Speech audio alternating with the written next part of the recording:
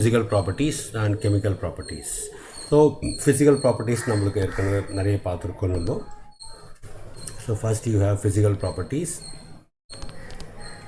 Physical propertyல வந்து என்ன colorless, odorless, tasteless gas யார் அது பண்ணதில்லை. லைட்டஸ்ட் சப்ஸ்டன்ஸ் இருக்கிறதுலையே வந்து remember it is not present in atmosphere.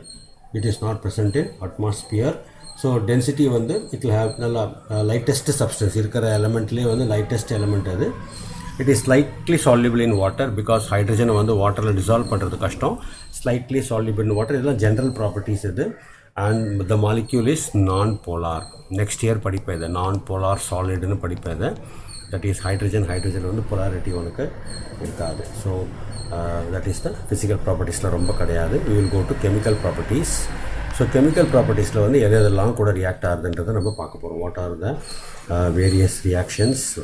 So bond என்தால்பின்னு பார்த்தோன்னா, if you look at this bond enthalpy, இந்த ஹெச் பாண்டை உடைக்கணும் அப்படின்னா, if you want to break H bond, remember sun சர்ஃபேஸில் பார்த்தீங்கன்னா இந்த ரியாக்ஷன் தான் உனக்கு நடக்கிறது.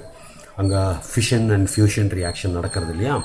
அந்த ரியாக்ஷன்லேருந்து ஜென்ரேட் ஆகிற ஹீட் இவ்வளோ லட்சம் கிலோமீட்டர் தாண்டி நம்ம எர்த்துக்கு வரும்போது மே மாதம் சம்மரை வந்து நம்மளால் தாங்க முடியல, அவ்வளோ ஹீட்டு வருது. அப்போ அந்த சர்ஃபேஸில் எவ்வளோ டெம்பரேச்சர் இருக்கும்.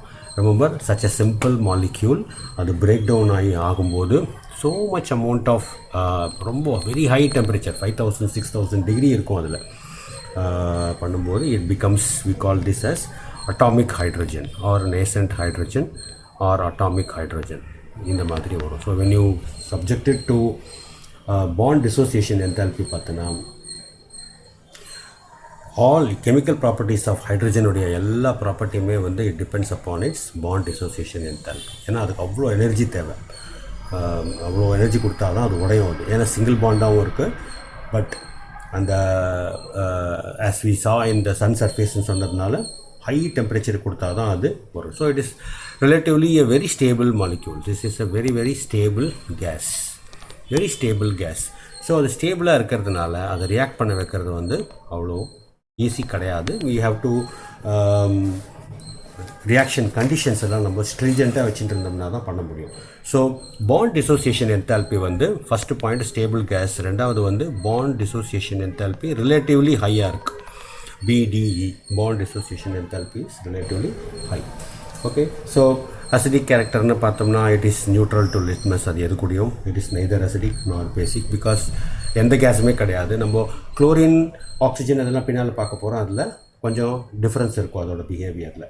கம்பஷபிலிட்டின்னு பார்த்தேன் சொன்னா, ஹைட்ரஜன் வந்து இட் பர்ன்ஸ், ஸ்ப்ரிண்டர் வச்சா எரியறதுலேயே பாப் சவுண்டோட எரியும் அது. So if you take hydrogen and if you burn it in the presence of oxygen, so you will have water formation இருக்கும். So Apollo space craft first மூணுக்கு போனாங்க இல்லையா? மூணுக்கு போன ஏர்கிராஃப்டில் வந்து இந்த ரியாக்ஷனை தான் யூஸ் பண்ணாங்க. அப்போலோ ஸ்பேஸ் கிராஃப்டில் வந்து அங்கே ஃபியூவல் வேணும் இல்லையா அவளுக்கு, உள்ளுக்குள்ளே லைட் எரியறதுக்கும் வேறு எல்லா மிஷின்ஸ் எல்லாத்தையும் ஓட வைக்கிறதுக்கும் they need energy, they need current. எங்கேருந்து உற்பத்தி பண்ணுறது? ஏன்னா நிறைய வெயிட்டு தூக்கிட்டும் போக முடியாது சர்ஃபேஸ் ஸ்பேஸுக்கு. ஸோ அப்போ வந்து தே யூஸ்டு திஸ் ஹைட்ரஜன். ஸோ நீங்கள் என்விரான்மெண்டல் கெமிஸ்ட்ரின்னு ஒரு பேப்பர் இருக்குது, அதில் ஐ திங்க் ஹைட்ரஜன் பற்றி கொடுத்துருப்பாங்கன்னு நினைக்கிறேன். ஹைட்ரஜன் எக்கானமி அப்படின்னு ஒரு வேர்டு இருக்கும். கூகுளில் கூட நீங்கள் சர்ச் பண்ணலாம், இதை ஹைட்ரஜன் எக்கானமின்னு இருக்கும். இப்போ அதுதான் வந்து எல்லோரும் எக்ஸ்ப்ளோர் பண்ணிகிட்ருக்கான். How can we use hydrogen for as a fuel? ஏன்னா அது அபண்டண்ட்டாக இருக்குது, ஈஸியாகவும் ப்ரொடியூஸ் பண்ணலாம். அப்போது நிறைய எனர்ஜி நம்மளுக்கு கிடைக்கும். ஏன்னா அமௌண்ட் ஆஃப் எனர்ஜி வந்து ரொம்ப அதிகமாக நம்மளுக்கு வருது. So we can produce lot of energy from hydrogen. So அதை எக்ஸ்ப்ளோர் பண்ணிகிட்ருக்காங்க எல்லோரும். ஸோ அந்த ரியாக்ஷன் தான் இது. ஸோ கம்பஷன்னு சொல்லலாம், ஆர் ஆக்சிடேஷன், ஆர் எப்படி வேணாலும் நம்ம இது சொல்லலாம். ஸோ ஆக்சிடேஷன்னு பார்த்தோன்னா என்ன வரும்? This is 0, this is 0, this is -2, this is +2, this is +1. So hydrogen வந்து இன்க்ரீஸ் ஆகிருக்கு, ஆக்சிஜன் வந்து டிக்ரீஸ் ஆகிருக்கு. So this is oil, this is rig, therefore this is a redox reaction. This is a redox reaction. So அது அடுத்த property அது. Then reaction with metals, non metals எல்லாம் நம்ம ஏற்கனவே பார்த்தது தான். So if you take any metal, if you reacted with hydrogen, they form hydrides. Na plus H minus. So all these are ionic hydrides. Ionic hydrates. Group 1 and group 2 element கூட group 1 and group 2 element கூட பண்ணும்போது you will all form ionic hydride CaH2. so this is plus 2, this is minus 2. நல்லா பார்த்துக்கோ. இதில் oxidation state of hydrogen வந்து it will form minus 1. So இப்போ எந்தெந்த காம்பவுண்டில் வந்து ஹைட்ரஜனுக்கு -1 வரும், எதில் +1 வரும்ன்றது நீ நல்லா தெரிஞ்சுக்கணும். அதுக்கு I will give you a clue. So suppose if you take ammonia. Now when you compare the electronegativity difference between nitrogen and hydrogen, we know that nitrogen is more electronegative. So more electronegative எலமெண்ட்டாக இருக்கிறதுக்கு நம்ம minus simple போட்டுடணும். அப்போது ஹைட்ரஜனுக்கு வந்து +3 வந்துடும். Okay, so அந்த மாதிரி தான் நம்ம ஞாபகம் வச்சுக்கணும். ஸோ ஒரு காம்பவுண்டில் வந்து இந்த மாதிரி எஸ்பெஷலி அமோனியா மாதிரியான காம்பவுண்டில் வந்து திடீர்னு டவுட்டு வந்துடும் எழுதும்போது. அதே மாதிரி if you take NO2, oxygen is more electronegative. therefore இதுக்கு மைனஸ் கொடுத்துக்கணும், இதுக்கு ப்ளஸ் கொடுத்துக்கணும், இதுக்கு ப்ளஸ் கொடுத்துக்கணும். ஸோ ஒரு எலமெண்ட், ஒரு காம்பவுண்டில் வந்து எந்த எலமெண்ட் வந்து மோர் எலக்ட்ரோநெகட்டிவாக இருக்கோ அதுக்கு மைனஸ் கொடுக்கணும், எது லெஸ் எலக்ட்ரோநெகட்டிவாக இருக்கோ அதுக்கு வந்து ப்ளஸ் கொடுத்துக்கணும். ஸோ அதே மாதிரி தான் இப்போ ஹைட்ரைடில் பார்க்கும்போது this is more electronegative and this is more electro positive. அதனால் இதுக்கு பாசிட்டிவ் வந்துடும். Matter group 1 and group 2 elements வந்து they are strong electro positive elements. அந்த மாதிரி ஒன்று வந்துடும். அண்ட் இந்த ரியாக்ஷன்லாம் நான் முன்னால் சொன்ன மாதிரி சாதாரணமாக நடக்காது, ஹீட் பண்ணால் தான் நடக்கும். Because hydrogen is a pretty stable gas இல்லையா, அண்ட் பாண்ட் அசோசியேஷன் என்தால்பி அதிகமாக இருக்கிறதுனால அதுக்கு நிறைய எனர்ஜி கொடுத்தா தான் அது உடையும். அதே மாதிரி நான் மெட்டல்ஸ் கூட ரியாக்ட் பண்ணுறதுன்னு பார்த்தா ஃபஸ்ட்டு நம்ம பார்த்தோம் ஹைட்ரஜன் அண்ட் ஆக்சிஜன் கூட ரியாக்ட் பண்ணோன்னா என்ன ஆகும், வாட்டர் ஃபார்ம் ஆகணும் அவனுக்கு. So you will water. So இந்த ரியாக்ஷனும் சாதாரணமாக நடக்காது. இந்த 2 கேஸை எடுத்து மிக்ஸ் பண்ணால் 2 கேஸை மிக்ஸ் பண்ணி மிக்சராக இருக்கும் அந்த இடத்துல. But we have to give a very high temperature, we have to give current கொடுக்கணும். நம்ம கரண்ட் கொடுத்தா தான் இந்த ரியாக்ஷன் நடக்கும். And this is an exothermic reaction. This is an exothermic reaction. So although the atoms are very simple, they require more energy to react. And with halides, oxygen கூட இந்த மாதிரி வரும், halides கூட போட்டால் எப்படி வரும், அப்படியே கம்பைன் ஆகிடும். Element combination reaction. ஸோ எதை போட்டேனாலும் வந்துடும். Cl2, Br2, F2 எதை போட்டேனாலும் வந்துடும். ஆர்டர் ஆஃப் ரியாக்டிவிட்டி எப்படி இருக்கும், fluorine will be more reactive, chlorine, bromine and iodine. So because bond dissociation enthalpy நான் முன்னால் உங்களுக்கு சொல்லி கொடுத்துருக்கேன். if you remember, bond dissociation enthalpy வந்து bond length இருக்கு இல்லையா, இப்போ bond length பெருசாக இருந்ததுன்னா bond enthalpy கம்மியாக இருக்கும். So it is inversely proportional to bond length. நல்லா ஞாபகம் வச்சுக்கோ. சின்ன பாண்டாக இருந்தால் மோர் பாண்ட் எனர்ஜி தேவைப்படும், பெரிய பாண்டாக இருந்தால் கம்மியான பாண்ட் எனர்ஜி தேவைப்படும் இல்லையா. ஒரு பெரிய குச்சியை ஈஸியாக நம்மளால் உடைக்க முடியும், ஒரு சின்ன குச்சியை அவ்வளோ ஈஸியாக உடைக்க முடியாது நம்மளால். therefore சின்ன பாண்டுக்கு நிறைய எனர்ஜி வேணும், பெரிய பாண்டுக்கு கம்மி எனர்ஜி வேணும். ஸோ இப்போ இதில் பார்த்தீங்கன்னா எஃப் வந்து சின்ன எலமெண்ட் இல்லையா, சின்னது. குளோரின் வந்து அதோட கொஞ்சம் பெரிய எலமெண்ட்டு, புரோமின் அதோட பெரிய எலமெண்ட்டு, அயோடின் அதோட பெரிய element. So F2, Cl2, Br2, I2. So இப்போ இதில் பார்த்தோன்னா பாண்ட் லென்த் எப்படி இருக்குது பாரு. பாண்ட் லென்த் எப்படி இருக்குது, பாண்ட் லென்த் வந்து பாண்ட் லென்த் இன்க்ரீசஸ் இல்லையா down the group. Bond length increases down the group. அப்போ எந்த பாண்டு ஈஸியாக உடையும், எந்த பாண்டு ஈஸியாக உடையும், ஹாலோஜன்ஸில் வந்து you should remember fluorine is most reactive, reactivity decreases down the குரூப்ன்றதுனால ரியாக்ஷன் கண்டிஷன்ஸ் வந்து நம்மளுக்கு மாறிண்டே இருக்கும், ரொம்ப ஸ்ட்ரிக்டாக போயிட்டே இருக்கும் கீழே போக போக. Okay, so that is the reaction with halogens. No non மெட்டல்ஸில் வந்து you can react it with H2 + N2. H2 + N2 போட்டால் என்ன வரும், நம்மளுக்கு அமோனியா கிடைக்கும். So you have 3 NH3 and 2 NH2 உனக்கு கிடைக்கும். அமோனியா உனக்கு, you will get ammonia out of this. So this process is called as Haber's process. Equilibrium சாப்டரில் நம்ம திருப்பி இதை பார்க்க போகிறோம். இதை பற்றி டீட்டெயிலாக நம்ம டிஸ்கஸ் பண்ண போகிறோம். இந்த ரியாக்ஷனை பற்றி, இந்த ரியாக்ஷன் எப்படி நடக்கும், இந்த மாதிரிலாம் நம்ம பார்க்க போகிறோம். நவ் ஹைட்ரஜனோடது இந்த ப்ராப்பர்ட்டி. அடுத்த ப்ராப்பர்ட்டி ஆஃப் ஹைட்ரஜன் வந்து ரெடியூசிங் கேரக்டர். ரெடியூசிங், ஏன்னா ஹைட்ரஜன் தானே நம்ம ரிடக்ஷனுக்கெல்லாம் யூஸ் பண்ணுறோம். So if you take reducing ப்ராப்பர்ட்டிஸ்லாம் பார்த்தோன்னா, so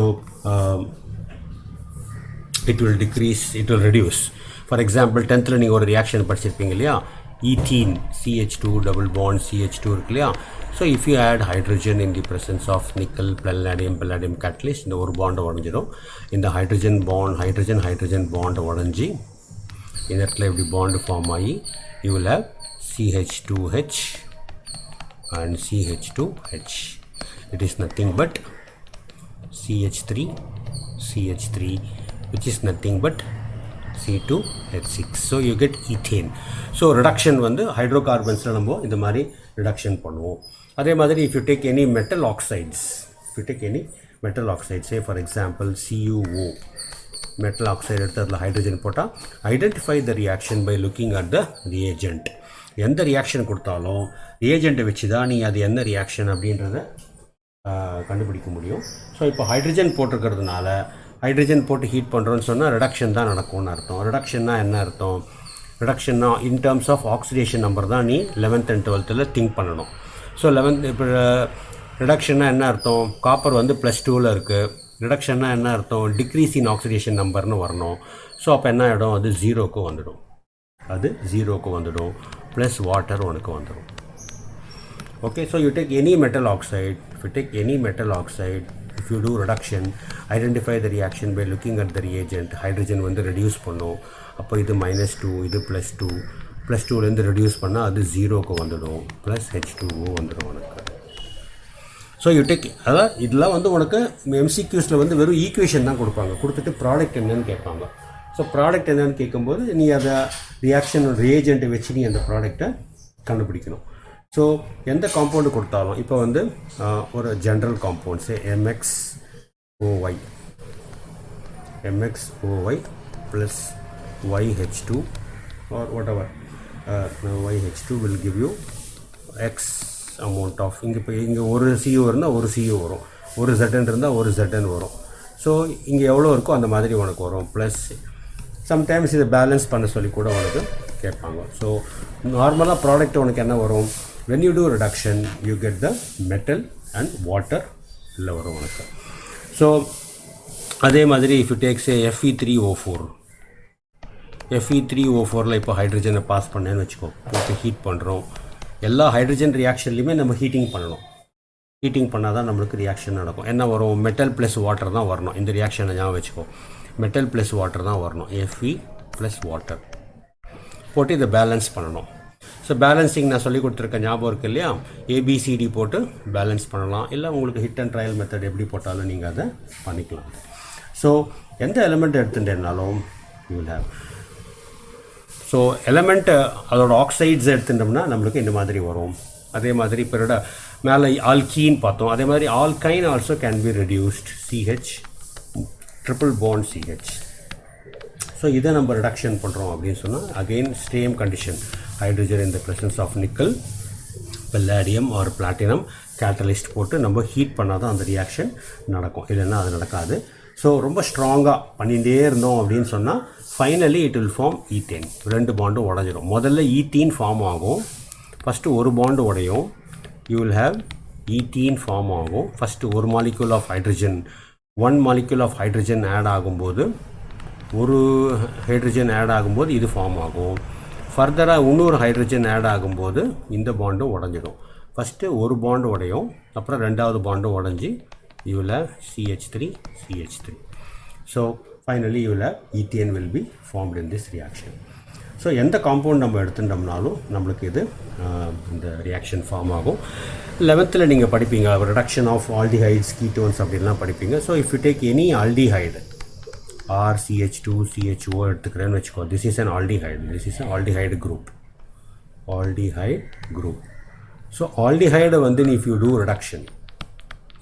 if you do reduction in the presence of hydrogen in the presence of nickel, platinum or palladium catalyst போட்டோன்னா so H வந்து add ஆகிடும். அதாவது இங்கே ஒரு H இங்கே ஒரு H ஆட் ஆகிடும்.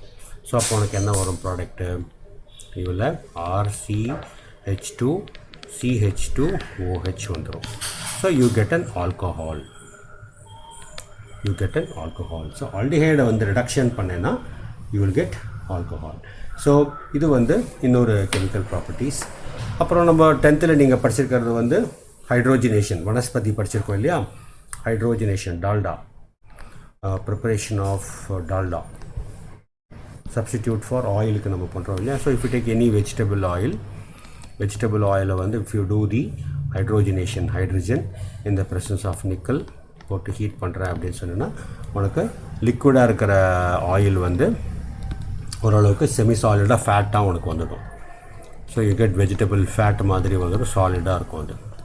So this is the hydrogenation of or hardening of oils or Dalda அந்த மாதிரி இதெல்லாம் பண்ணுறதுக்கு. Okay, so that is the chemical